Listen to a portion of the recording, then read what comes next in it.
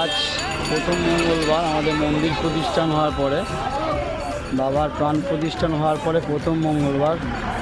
সপ্তাহে যে মঙ্গলবার পূজা আমরা করেছিলাম, প্রতি মঙ্গলবার সন্ধ্যে 6:30 কি 6:30 থেকে পূজা হওয়ার কথা ছিল। আজ প্রথম মঙ্গলবার, দেখো কত ভক্ত এসছে আমাদের মন্দিরে।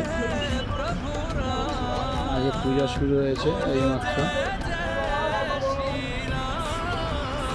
আমাদের মন্দিরে প্রথম এই মঙ্গলবার, মানে আমাদের 2 তারিখে মন্দিরে প্রাণ প্রতিষ্ঠান হয়েছিল, আর আজ প্রথম মঙ্গলবার পড়েছে। মঙ্গলবারে সন্ধ্যাতে পূজা শুরু হয়েছে। ব্রাহ্মণ ঠাকুরমশাই এসছে, পূজা করছে।